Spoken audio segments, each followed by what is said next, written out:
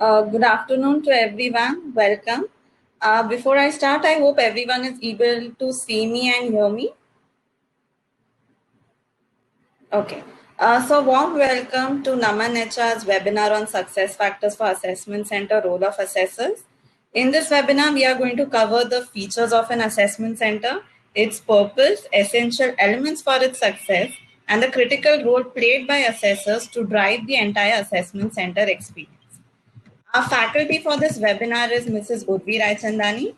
Urvi ma'am is a psychologist with 20 years of work experience within corporate, NGO, school and hospital. She is trained in Rational Emotive Behavior Therapy, REBT, from Albert Ellis Institute, New York. She is certified in 16 personality factor, that is 16PF, and is trained in using 16PF for coaching from the IPAT USA.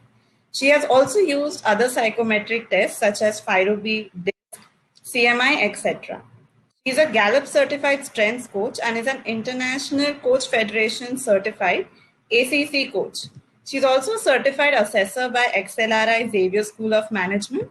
Urvi ma'am currently works as a practice area head in leadership development. She leads various projects related to assessment and development center, executive coaching, organization diagnostic studies, individual profiling, competency mapping, and 360-degree feedback. In the course of the webinar, if any one of you has questions, concerns, or comments, please use the chat box as you would be able to see on your screen. Without further ado, I would like to invite Urvi Raichandani to take over the session.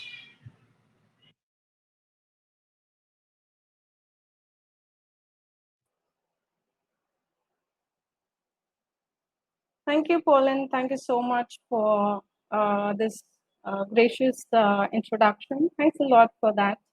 And welcome everyone, and happy to have you all here for joining this webinar. And a very good afternoon in these times of COVID, though we have started coming back to work. I'm sure that you are all doing good and keeping well in your health as well. And good to see that you're all eager to know about this topic and add on to your knowledge, and hope it becomes a useful and a beneficial process for you. So without much taking too much of time, the topic for today being success factor for assessment centers, and we would critically look at certain things, but also spend a good amount of time looking at what is the role that assessors play in the success factor of assessment centers. So that's what we're going to spend next couple of minutes looking at ways. Giving a brief about, while a couple of you might be knowing about our organization, happy to share about Naman.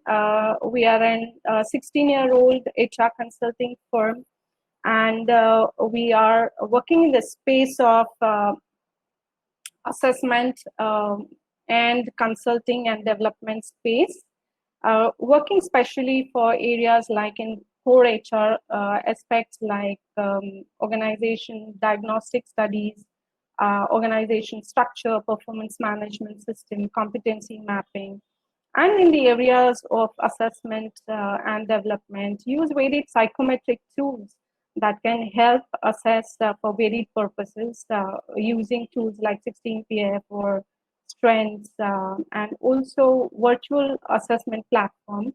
Along with, we've been doing a lot of work in the space of assessment and development centers. In the area of leadership development is where we have some of our flagship programs like both, also long-term other L&D initiatives, and also we have, to our credit, certain certified coaches who are involved in varied coaching assignments. So that's in brief about Naman, and we'll be happy if you would like to know more to visit our website. Feel free to do so. Knowing a little more some of our clientele, these are some of the sectors that we serve, and within that an illustrative list of our clients for your appreciation. And in terms of our team, we believe a lot in certifications and developing ourselves and enhancing our own capabilities as well. So from that context, a lot of us are certified on certain tools and techniques. Besides it, we are very proud to share with you that we are the sole partners in India for some of the products offered by PSI. PSI is a global talent management organization based out of US, and they have offices and teams working from other areas or other regions of the continent and across the globe as well. And we have been the official partners for two of its products, that is 16 personality factor test, where we are allowed and we have the authorization to sell the 16PF products and also certify professionals for 16PF certification in case any one of you might be interested.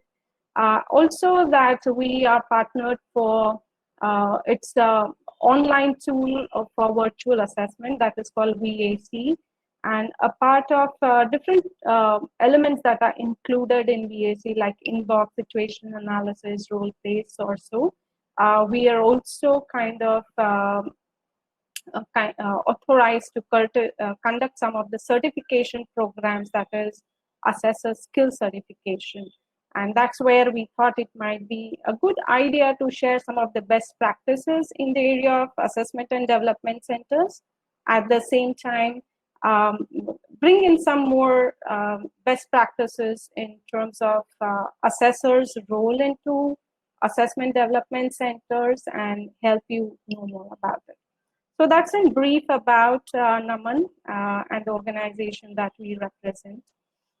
Going to the topic that we are to discuss today, which is about assessment center. While I'm sure that quite some of you might have not only heard, but you might have somewhere practiced or use assessment centers, but to be on same page, what are assessment centers? Assessment centers are an integrated system through use of different simulation exercises that would kind of help arrive at a objective evaluation of an individual or a candidate, which can aid in terms of success for a given job. So that's what assessment centers look at. It's considered to be one of the most objective methodologies for assessment, and what makes it objective is, as we see, that it uses multiple activities, which gives an assessee or a participant multiple opportunity to showcase one's capabilities. There are multiple assessors who are trained and certified for the given work, and there are multiple participants assessed on multiple competencies, and that is what makes it to be the most, I would say, effective way to evaluate individuals or assess individuals. In that context, just to know from all of you, it might, if you may want to look at one of the polls that would be generated as to what role or what has been your experience towards using assessment and development center, and if you may like to kind of put on your thoughts or views on the poll, that Shambhavi can help us in terms of putting that up. Shambhavi, if you can roll out the first poll, please.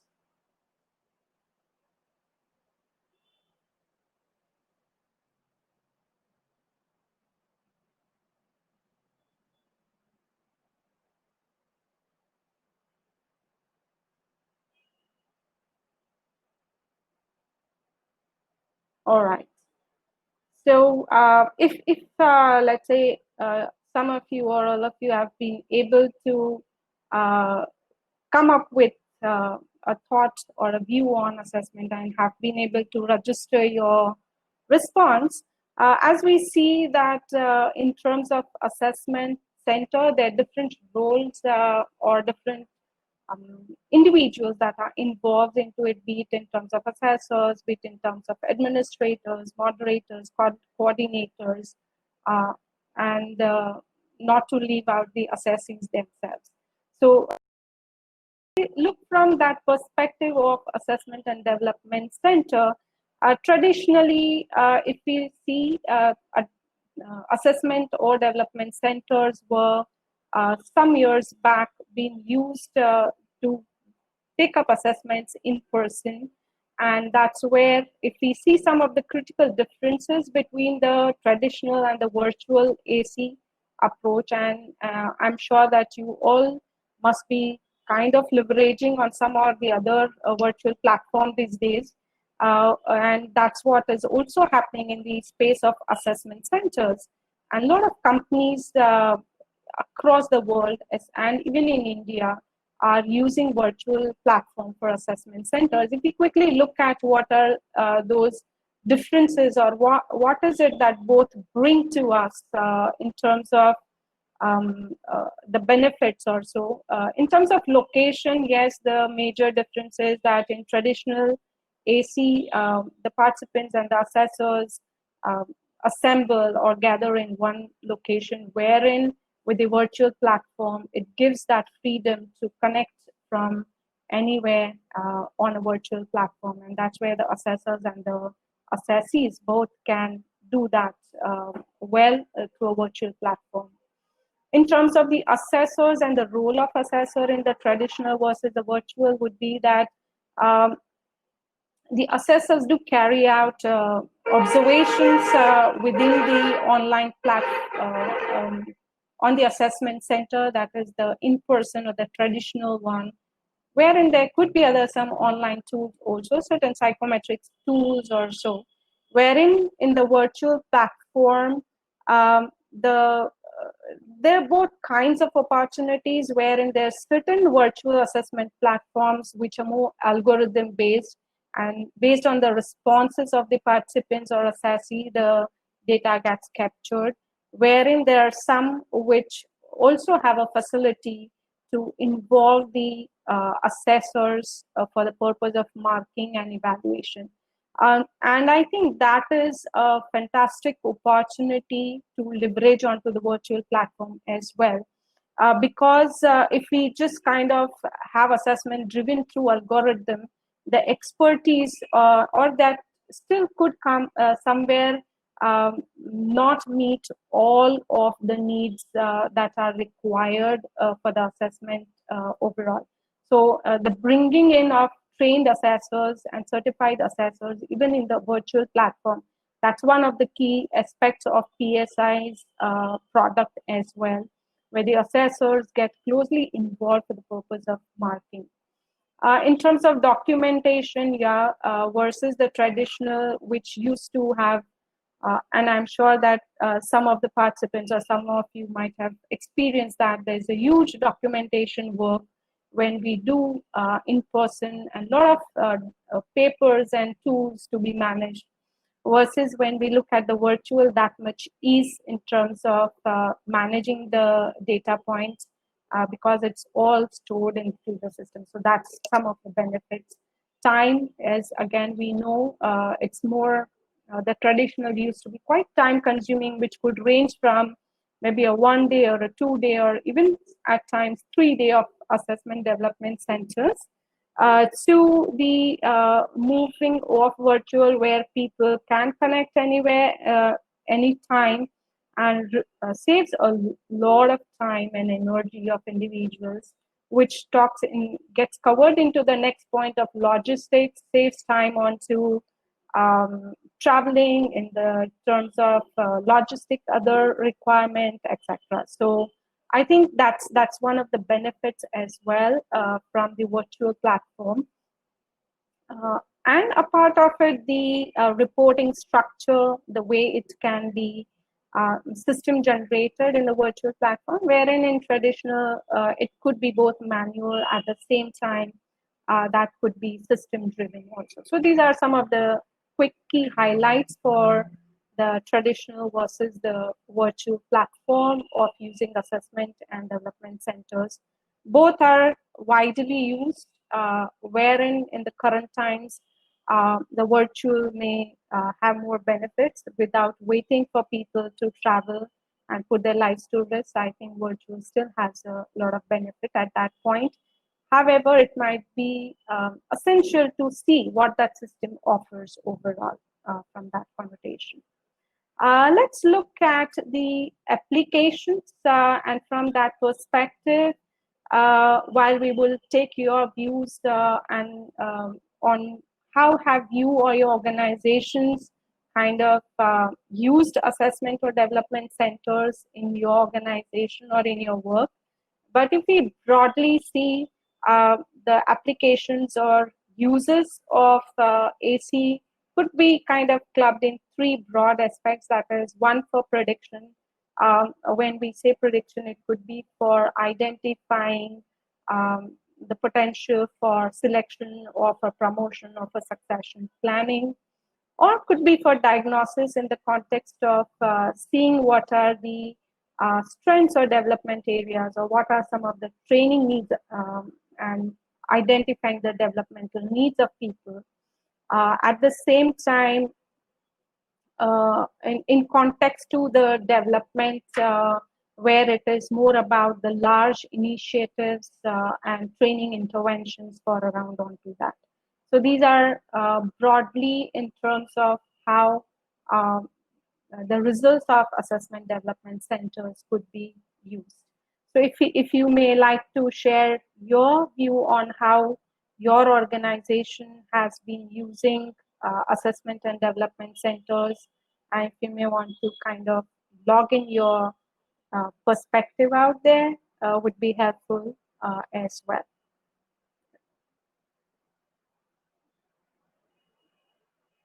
So, yeah, taken a moment to put in your thoughts there. And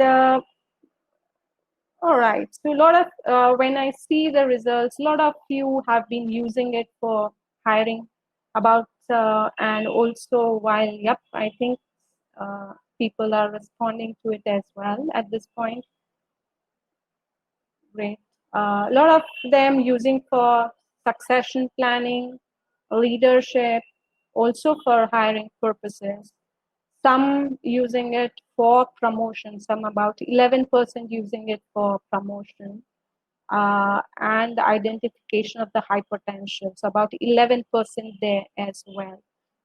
So major use as the results indicate, about 20% each on succession planning, leadership development, and hiring. And yep, if I kind of share our experience where we have been doing assessment centers, we have done it for the purpose of, again, as a part of long-term interventions for development of leadership and or identifying the high potentials as well.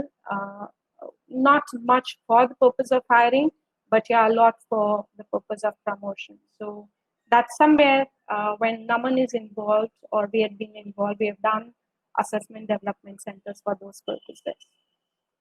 Let's look at the key elements that are essential for the success of assessment and development centers. So I think this is a very, very critical element that if we be aware of and we can kind of reflect back in terms of our organization or in terms of your own organization, what's working well, what needs to be enhanced, what can be further looked on to enhance the success of ACDC in your organization when we go through each of these pointers.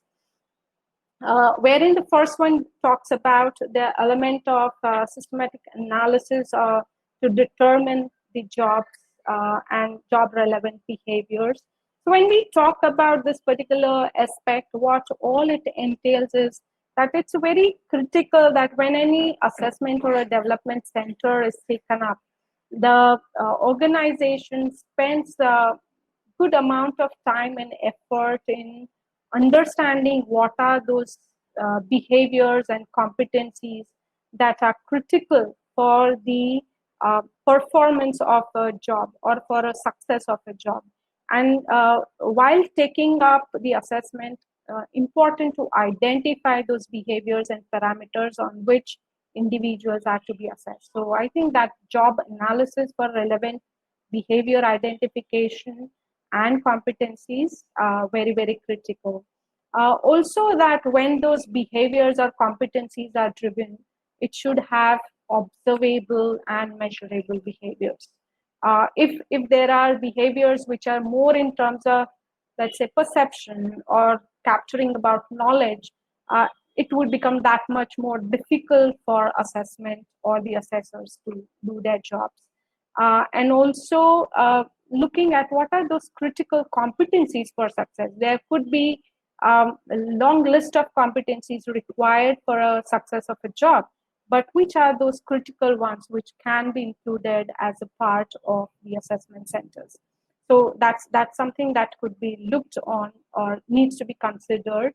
And also the process that is being used for identification of the competencies and its behavior, which entails elements like detailed job analysis or a detailed competency mapping and modeling as an approach, involvement of, let's say, subject matter experts to be able to do that, along with visionary interviews or interaction with the high performers, to be able to differentiate what are those behaviors which differentiates a high performer to a low performer or an average performer. So I think in that context, that's where this factor is very, very critical. If the parameters are well laid out, that much more objective, that much more clear is what the outcome of assessment would be. Looking to the second element of it, which is behavior classification, where we just talked about behaviors for a given job. But what is it that differentiates a high versus a low versus a, let's say, an average performer? And that's where assessment or development centers are also highly used. That's where the use of bars, that is behaviorally anchored rating scales, to differentiate clearly the behaviors that can be demarcated in terms of high, low, average, etc. Along with what is relevant for that job and its performance. So I think that classification of behaviors very, very critical. Coming to the multiple assessment center components, what it talks about or how it is important is that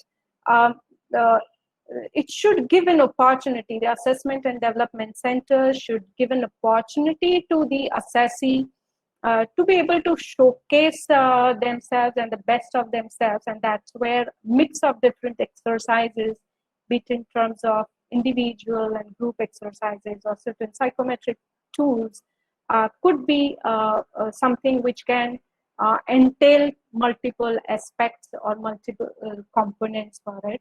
Also, that it should, exercises should be such that it gives opportunity to capture different behaviors and variety of behaviors of the assessee. So I think these are two critical elements when we talk about the AC components and the multiple components involved.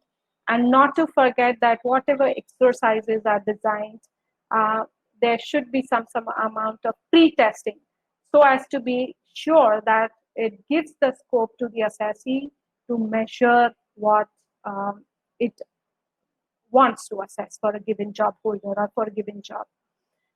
From the perspective of linking the behavioral constructs and AC components, I'm sure that you might have heard about the context of tool and competency metrics. This is more to kind of, again, as I mentioned earlier, giving multiple opportunity to the assessee, at the same time clarity of what tool should measure what behavior or what competency. At the same time that there are multiple opportunities given to the assessee, so that the evaluation is not based on just about one of the observations, but based on multiple observations to see again how consistent the behavior of an assessee is. So that's the context about linkage between the behaviors and the AC components.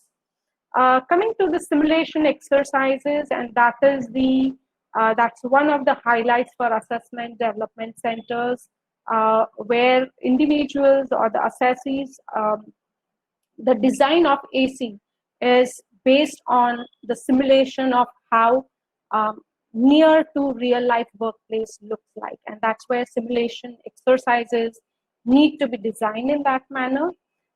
Second, that again, as we just talked about it earlier, that there should be multiple opportunity for behavior demonstration for sure, which are related to the job, where there could be simulation exercises like role plays or caselets or in-train baskets, group discussion, which are leaderless group discussions, etc., which gives an opportunity, again, showcasing different behaviors in different situations that individual is likely to go through in a given job. At the same time, the design of exercises should be such that it has apt amount of difficulty involved in it. And secondly, that it puts everyone or every assessee at equal advantage or a disadvantage. I wouldn't say disadvantage, but it somewhere has a parity individual at a disadvantage, or favors one and does not favor the other one. So the design should consist of those kinds of exercises overall, and not to forget that it should lead towards observable behavior and demonstration of those aspects. Coming to the assessors and the assessors trainings, as you see, that's what we're going to spend quite a bit of time out there, but just kind of giving a snapshot over here would be that the role of assessors in all of it becomes very crucial and critical, and how in context to what is the ratio of assessor and assessee. From that context, that's very critical. What would decide what should be the ratio would depend on what the kind of exercise is, or what behaviors are to be assessed, or what is the role that the assessor is going to play. So for example, in a role play, if assessor is one of the person who's going to be role playing before the assessee, obviously there has to be someone else or another assessor pairing to be able to observe that demonstration of role play. Versus if there's a role player, separate role player, there could be a single assessor as well from, in that context. Again, what's the process of data integration? Is it based on statistical approach, algorithm based, etc.? Is how the involvement of assessors would be required, or number of assessors would be decided. Along with not to forget, what is the training or what's the experience of the trainer in itself. So I think these are varied aspects, one in context to how many assessors to be involved or should be involved in assessment center would decide the success of the ACDC. Also, generally, it is believed that the ratio could be somewhere between, for two assessee, there could be one assessor, versus in some exercise, as I mentioned, could be different. The context here is that it shouldn't pose a lot of cognitive load onto the assessor. Just imagine if there are 5 assessors, each one of us have to observe and rate and evaluate, and how much kind of load would it put it on me? At the same time, how much fair data would I be able to capture from that context? So it would be good in terms of a best practice to have maybe 2:1 as a ratio, or maximum 3:1 as a ratio, assessor and assessee, to be able to justify the role of assessor, to be able to give that cognitive inputs and be more fair in from the part of assessor from that context. At the same time, assessor their role important, that how do they deal with their bias? Again, assessors being humans, there could be an element of bias. So multiple assessors can also help in terms of ruling out those kinds of biases. We would also look at some of the other aspects like having internal assessors or external assessors or managers as assessors. So a bit of it we will probably also spend some time looking at. Assessors training critical because it's a very responsible job, and being able to do the job well with that honesty and sincerity, being able to hone the skills of an assessor, I think very, very essential. And also from the context of feedback giving, I think these are two critical aspects what training one has gone through in terms of as an assessor. Recording scoring of behavior being the next essential element, which talks about a structured and a systematic way to record. When we say record, one of the elements is note taking by the assessors. It could also mean recording audio, video, and using that data again for the purpose of evaluation by assessors. Also that in terms of behaviors that it should, we did talk about BARS, that is behaviorally anchored rating scales. And from that context where it would that give that clarity for the assessors also to demarcate the ratings and the scoring for participants. So these are some of the key perspectives that are essential to be kept in mind while recording or scoring of behaviors. In terms of data integration, there could be methods of ideally 2-3 approaches have been used across. One is where at the end of each exercises, the assessors come together, discuss, and arrive at a common consensus about the rating for an assessee. Another, which should be again evidence-based. I think if it is not evidence-based, that much more, I would say that there could be certain biases that may get captured, creeped in from the perspective of assessment. So driving data integration based on the data and the evidences, and also besides the discussion amongst assessors, there could be certain statistical approaches, weightages for behaviors and its rating and evaluation is where, when we talked about virtual approach of assessment center, also gets involved overall. Last but not the least, in terms of standardization, critical from the context that when organizations carry out assessment center consequently for different over a period of time, there should be a standard approach towards how the assessment development centers are driven. From the context of standardization in terms of instructions that are given to the participants, the tools that are being used, the handouts that are being used, or even in terms of the resources, if there are certain, let's say, performance-based activities, and that's where how standardized the material is that is being given to the participants or to the assessees. The elements of other logistics and how standardized they are. The role players. I think very important element in that context is, let's say, where role plays are used, and if there are assessors playing the one of the role of a role playing, or if there are external role players, how consistent are they in the kind of role they are to play with giving cues, appropriate cues, and there is standardization over there as well.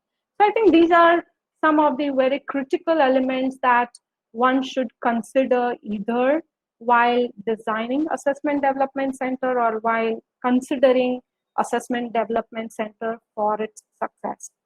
It might be interesting to know as to how many of you have had an opportunity to somewhere go through or be a part of assessment centers, if at all. And if you may like to share any of your views, Shambi, if you can just help us with the poll as well on this juncture?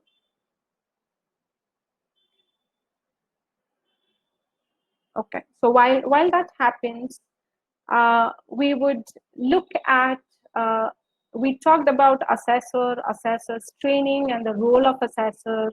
What does an assessor do? Obviously, it's in context to observing, recording, classifying, and evaluating behavior.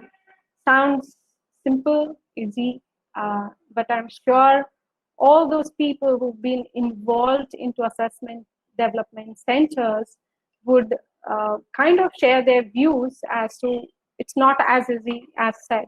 So if you may like to share your perspective or opinion on, according to you as an assessor, which aspect has been or do you think would be the most challenging in terms of assessment center? Do you think it's observing, recording, classifying, or evaluating? Just your quick thoughts onto it.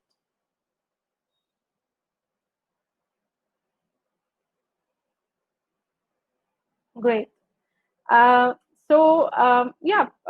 if we see what all of you have shared is where 30% feel that observing is the most challenging part, 20% feel recording as one of the challenges. Classifying doesn't seem to be a challenge for most of us in this group at this point, and I'm happy about it. Whereas 50% feel evaluating is the most challenging task for the assessor. Yep, I think there are some people who are still logging in, and fairly similar ratio. If I talk about my personal experience, yes, I feel observing and recording simultaneously for me becomes the most challenging from the context that um, uh, how well, how fast, and how meticulously are you able to take those notes besides how well I want to classify and evaluate. That's my personal experience out there. But looking to this perspective of the role of the assessor, and if we look further, we talked some of the aspects as to how the role of an assessor becomes critical. Some bit we have covered in terms of the assessor and assessee ratio. Ideally, it shouldn't be so much that there's a cognitive overload onto the assessor and they are not able to focus completely onto the data that they are required to capture. Important also is the experience qualification or level or the frequency of participation that. So ideally, there's no, I would say, clear perspective that, okay, X one person can and cannot be. But at the same time, if you have a know-how about the job description, about what is required for a given role, and at the same time you have that inclination, interest, and then you're able to also build on your capabilities, help a lot as a role of an assessor. It's good to have a variety. Let's say if there are 6 assessors, it's good to have a variety.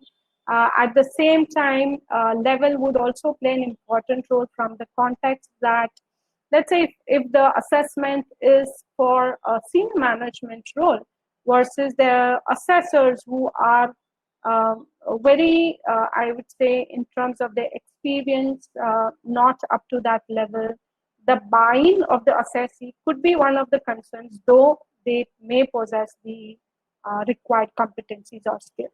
Could be one of the perspective.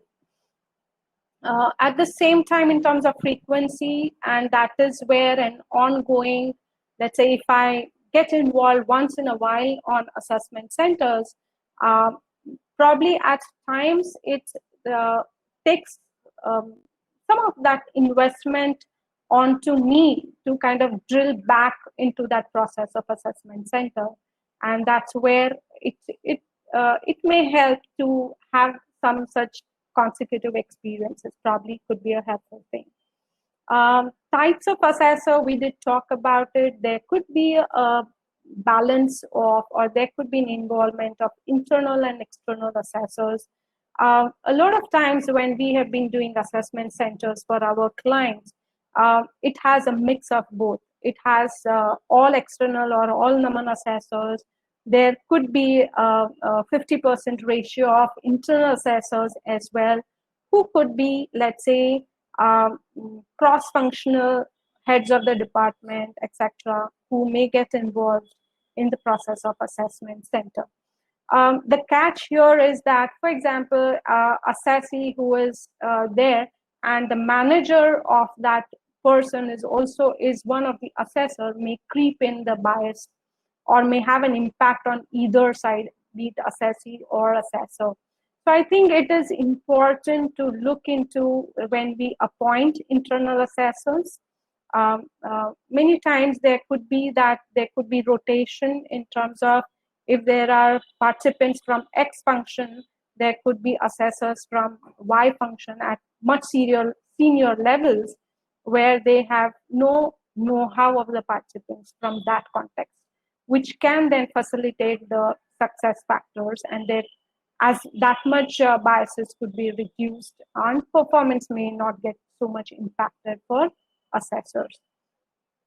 Coming to the skills and competency, I think we are going to focus onto it in a while, but very, very essential. And when we see a list, many times when we do assessor certification program for internal assessors or even for the external professionals, and when we talk about it, many times the participants of assessor skill program come up with the context that, oh, it seems like the assessor needs to be God or needs to be that highly should have everything, so to say.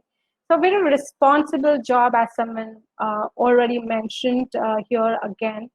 For example, Mr. Jani mentioned that, yeah, assessors play a very big role, a very responsible job from that context, yes. And we look at what are those skills and competencies required for being a successful assessor from that context. Significance of training certification, while we all in our day-to-day life, as we talk about observe, record, classify, evaluate every person next to us, which I'm sure is happening for me also at this point in time by you.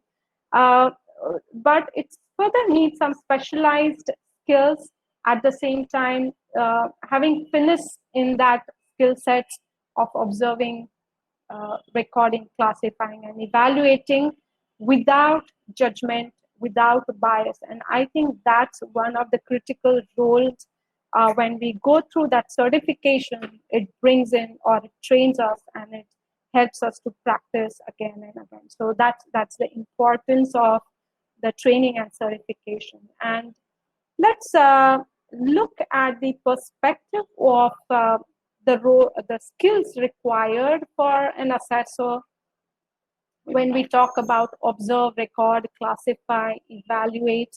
The list still further goes long, but if I have to kind of look at some of the critical things, these are some of the things which has been felt should be there.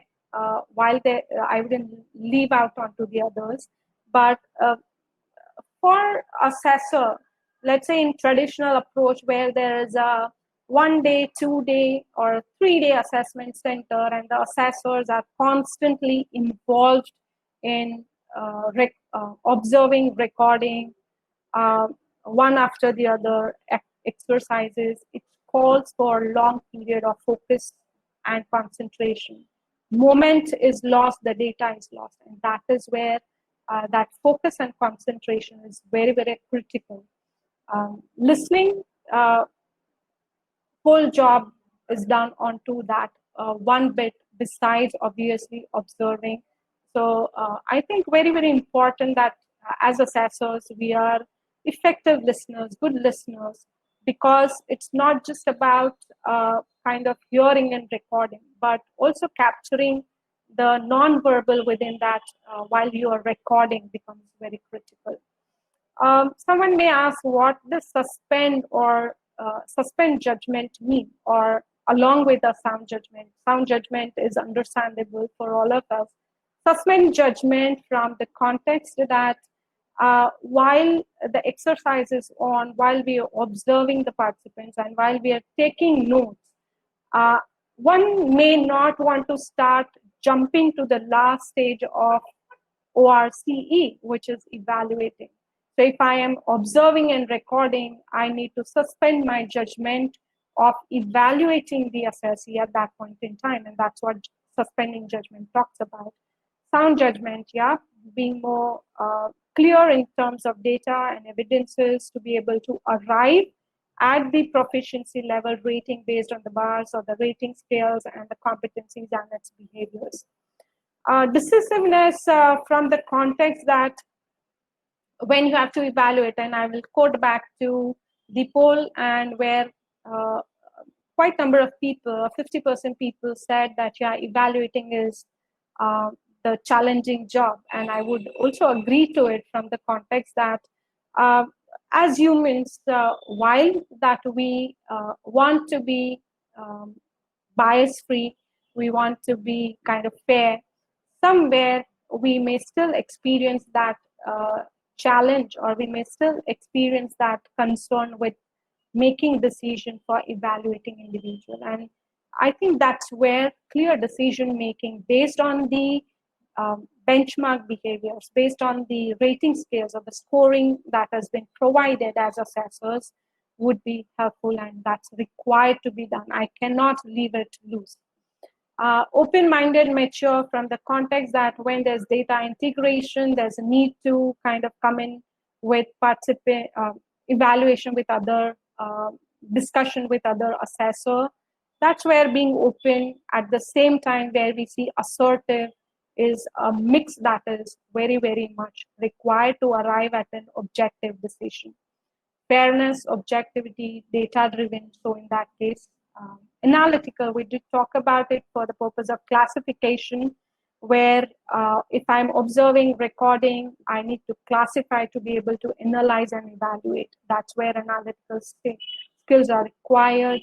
Passive body language from the context that a lot of times there are interesting exercises and or simulations, and as assessor, when we have to pull ourselves out from that entire process, some of us may like to jump into giving some clues, some inputs. That's where it may impact the entire process of assessment center, and that's where passive body language becomes a way to keep control onto yourselves. Needless to say, quick and legible writing, focusing on what is being said and done, distinguishing between critical, crucial versus less important. I think very, very important from the context when we are taking notes. Am I able to distinguish, or even when I'm classifying, evaluating, am I able to distinguish what is critical versus less important? Stress management, I already mentioned that 2 days, 1 day, 3 days poses a lot of pressure for completion of the job, and that's where it's essential for assessors as well. In that context, if you may like to quickly share your views as to how many of you might have participated on Assessment Development Center as an assessor, and quickly maybe submit your views, might give a perspective while we have already looked at what seems to be most challenging. However, at the same time, what has been your experience? Okay, so quite some of you have done or have played the role of an assessor. 25% says that you have played, or 33 at this point, where there's still some people who are to take this opportunity. Coming to the last part, as to for those 67% who are to experience being an assessor or would like to take up that opportunity, how to build up the capabilities as an assessor. As we see, it's a very critical and a crucial role that we as assessors play.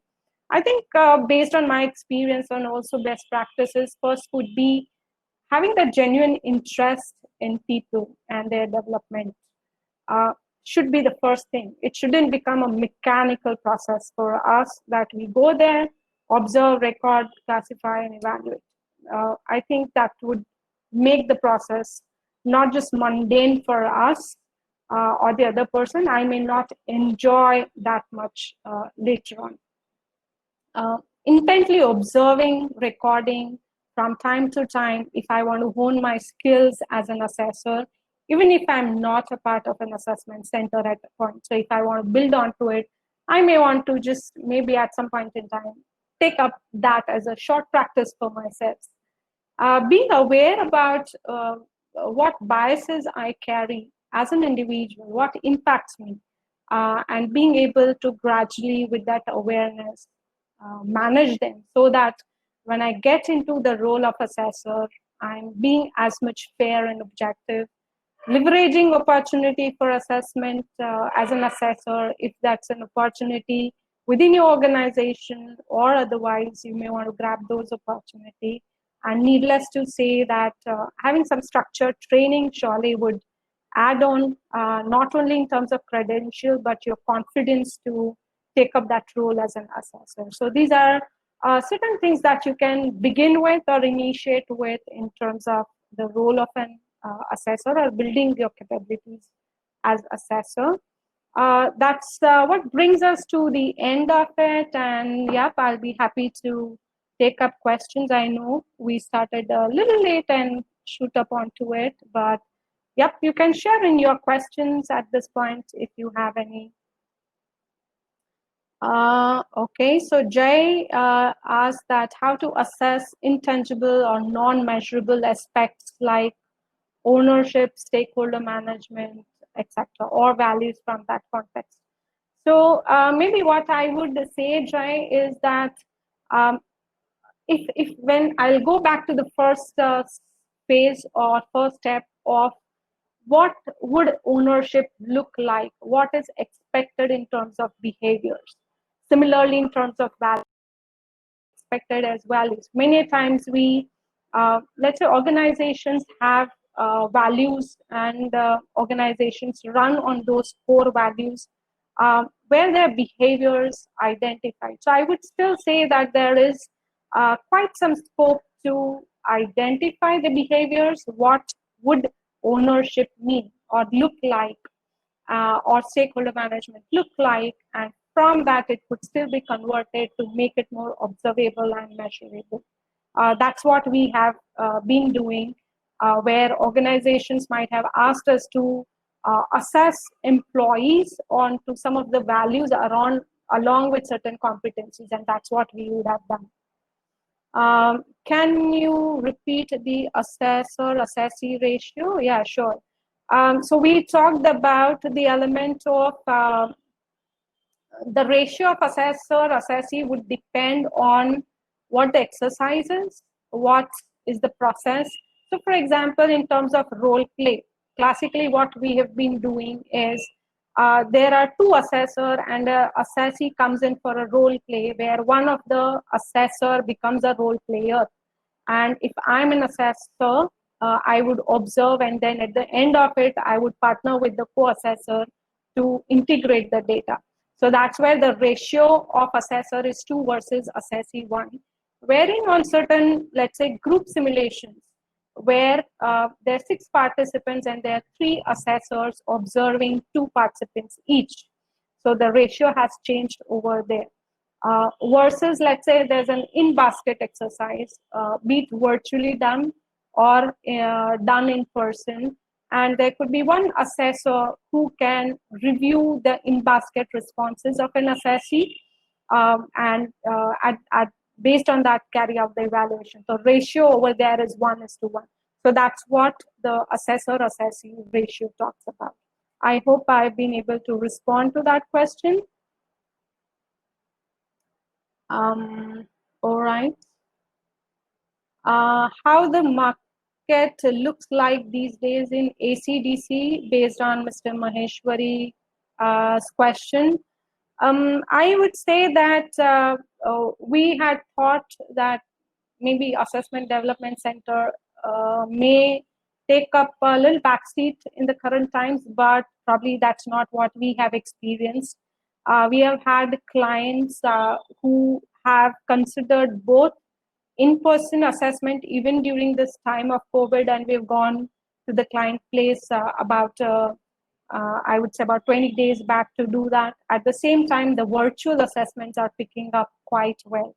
So I think the market is fine, along with use of certain, I would say, psychometric tools and other tools that have been included as part of assessment from that context. All right. Anything else that I can help with?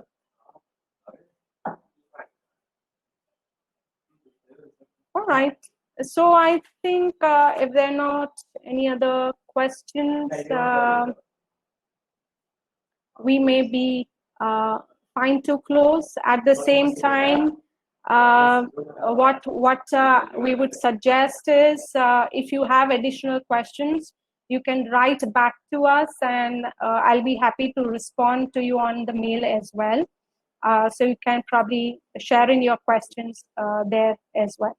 So maybe before we end, thank you so much for being there as a wonderful participant and participating in the various polls and sharing your views.